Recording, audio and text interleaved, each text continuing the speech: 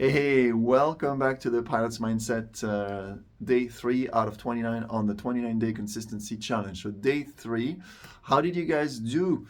Let me know in the comments below. Tonight we are going to talk about a rather different subject than all of the mindset-oriented discussions we've talked about so far and how we can apply it to real life. Over the last 2 days, I have learned a lot, and I'm very grateful for that person who made that happen. But interestingly enough, there was that guy that I met today who's a designer, a very talented designer and creative. And I was telling him about my idea of going on a different journey, opening up a brand new chapter in my life. Hence the reason why I'm starting these YouTube videos. Because although I love flying, I love my job, I'm just at a point in my life where I'm thinking that I want to do something on top of it, beside what I would consider normal operating procedure. You could standard operating procedure of my own life if you wish. So I want to break this cycle, essentially. That's what I want to do. So anyway, so back to the main subject. You can tell I'm tired, right? I'm a little all over the place, but that's fine. We'll go through it. I promise. We will. So bear with me, okay? All right, so back to the main subject. So he was asking me a very good question, honestly. He said, hey, Chris, when you guys have to fly with someone with whom you truly do not connect, how do you handle this? And initially, I gave him a pretty, I would say, lame answer. So it made me think, right? I should have just shut up, be quiet, and say, you know what? Let me think about it. That would have been a much, much, much, much better outcome. But it didn't matter because I had no pressure whatsoever, right? Anyway, it made me think, and this is what I want to share tonight. Okay, so these are the strategies that work for me personally. When I have to work a flight with someone with whom I sense that I'm not going to click with, I'm not going to have anything in common, I psych myself up, if you wish. So first of all, as most of you know, we rarely fly with the same person, which makes the job very interesting on a social standpoint because you end up meeting a whole bunch of people from all kinds of walks of lives. So they have all kinds of different perspectives that they can share with you. And this is really, really, really fulfilling. But sometimes, and it doesn't happen often, right? So thank God. But sometimes you're not going to end up finding anything that you can relate to with a person sitting either to your left, if you're a first officer, or to your right, if you're a captain. And oh my God, it can turn into very long flights. And although it doesn't seem like the biggest problem in the world, it could actually be a problem. And I'll tell you why. Because let's be honest, let's be real here, okay? The most exciting part of our job and the most crucial section of a flight is, as you guys know, the takeoff and the landing. And by landing, I'm including the approach, right? The approach is critical. A good approach leads to a good landing. We'll talk about this subject in another video. But today, let's talk about this precise subject of how do you manage to stay safe, to ensure the safety of the flight, what we call the CRM, the Crew Resource Management, to ensure that the CRM stays intact. Whereas you clearly don't go along with the person sitting next to you. You don't get along at all. Okay, so how do I do it personally? I'll tell you. You have to develop strategies. You clearly do. Because let's rewind back. We talked about the takeoff. Awesome, lots happening. It's a very dynamic environment. You get to see, when you're on the runway, you get to see the center line going like woof, woof, woof, woof, woof, woof, like acceleration, and then you pull your nose, and next thing you know, you're lifting those 160 tons of metal up in the air. It's just fantastic. And you of course, you're focused on your instruments, right? But quick glance on your left, quick glance on your right with your peripheral vision, and you get to see Mother Earth just going down and down and down below you, and you're like, wow, this is cool, right? Okay, and then you got the climb out, and then same, when you come in for the approach and landing, it gets really busy.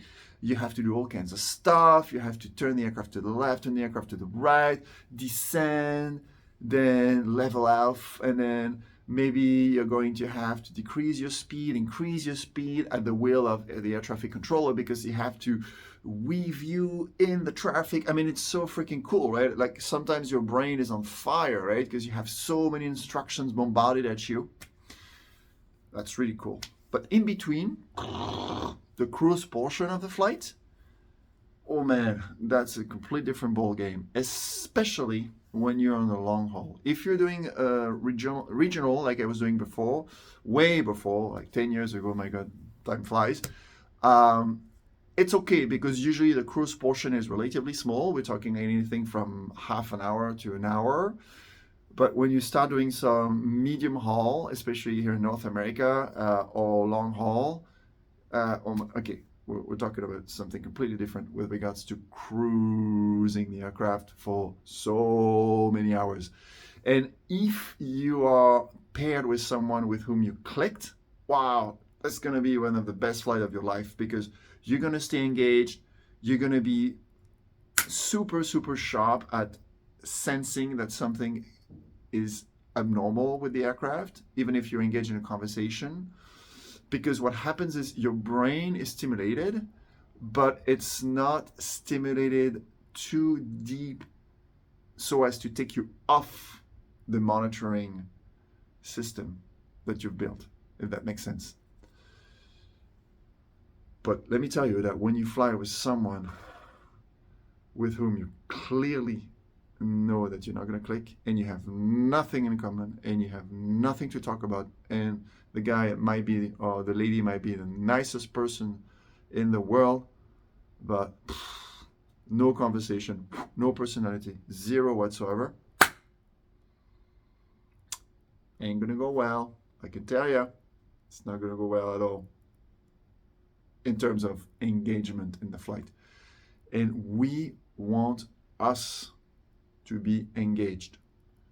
We want us to be as quick as possible to detect any kind of abnormalities. So of course, if you're watching this video and you are well versed with regards to the systems that we use, you're going to say, oh, but Chris, your ICAS will tell you, or your ECAM will tell you for the Airbus fans and all that. Yeah, agreed.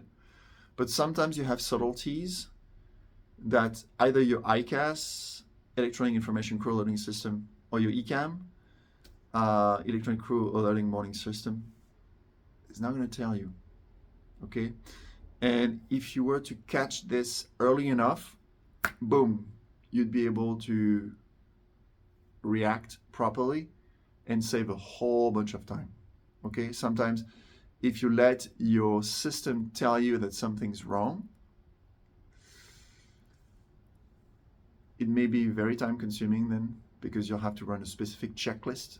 A checklist is a whole bunch of steps that we need to go through. Or it could turn into something much more serious, right? Okay. So the way I do it to stay engaged when I do not click with someone whatsoever is the following. First of all, I'm going to review my procedures. I know it sounds super geeky, super nerdy, but let me tell you that it works. It really does. But the key is you don't want to do it for too long, because first of all, you're not going to be able to have enough attention for really diving into your procedures and also having enough attention to monitor your airplane while cruising, because that's the goal, right? Let's keep the goal in sight, is monitoring your aircraft. So you do it, say, half an hour, okay? Half an hour is good. And then you switch onto something. Maybe it's going to be, we're allowed to read. So maybe it's going to be reading maybe an incident report or an accident report or something like that, you know? Something not too deep though. You gotta be subtle. You gotta be careful. You gotta find the right balance, because if you go a little too far with regards to what you read, especially if you read a novel or something like that, you're going to clearly disconnect from the world, and we don't want that. We want to stay engaged. We want to have this intellectual stimulation that you would normally have with a conversation, but you also want, and primarily I should say, instead of also, be alert. Aware. It's a big word. Aware. You want to have a good SA, situation awareness. Super important. So this, you can write as well. I've found that, personally speaking, it helps.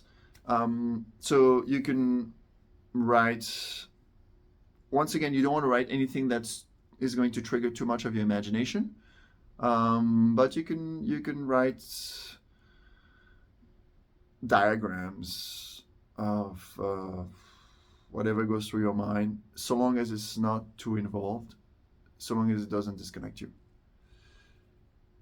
But once again, you got to be careful with this, because it's a slippery slope, right? Once you start reading or writing and stuff, it might just pull you completely out of the picture, right? And next thing you know, you've missed a whole bunch of stuff. You've missed a bunch of radio calls, or you've missed the fuel calculation, or you've missed the waypoint confirmation when you're over the ocean and stuff like that. I'm looking at the time. It's 5 to midnight. I gotta hurry up. It's a long video today, but it's okay. That's just the way it is. I'm gonna let it roll. Okay, so what's way more powerful, way more powerful, is to play the what if game. And the what if game serves two purposes. First of all, it keeps you engaged. And second of all, it allows you to stay super ahead of the aircraft. Because what happens with the what if game is you're going to give yourself challenges, mental challenges. And you're not going to tell anything to your captain or to your first officer, because first of all, they don't care. They don't care about talking to you, aside from the procedural and safe scope of the system that we're in. So playing the what if game goes the following way. And I remember I was doing it when I was flying over the Arctic, and it's pretty challenging actually. So of course you're going to do the normal scenarios. Okay, what if I have an engine failure right now? What do I do? Where do I go? But this is part of the standard operating procedures. But you're going to go more subtle. What if the captain becomes incapacitated right now? What do I do? What if the captain becomes incapacitated, and then shortly after we have a rapid depressurization? How do I react? What is my game plan? Where do I go? Of course, we check the weather along the way for all the airports we could divert to from our main route. But it gets you thinking, right? Gets the wheels turning. And that's the whole point of the equation. You want to have the wheels turning. So I remember I was, when I was in the Arctic, a long time ago, it's almost like 13 years ago now, or 12 years ago actually, because I was a captain back then, I would play the what if games with my first officers, and we would try to challenge each other in the sense that we would try to find the what if game that would be the most realistic, yet the most subtle, and hence the most complicated. The kind of what if game that leads to not a yes or no answer, not a binary, not like a very black or white outcome. There would be like multiple different possibilities. So it would be like trying to optimize what was already optimized, if this makes sense. Okay. So yeah, that's what it is. Like the what if game is, in my opinion, the best way to stay engaged. So what if you were telling me how you stay engaged at work when you start getting bored or you have a lack of energy, but you have to stay engaged? In the comments below. This video is long tonight, 15 minutes. Wow, that's a lot. Anyway, I hope you appreciated it and see you tomorrow.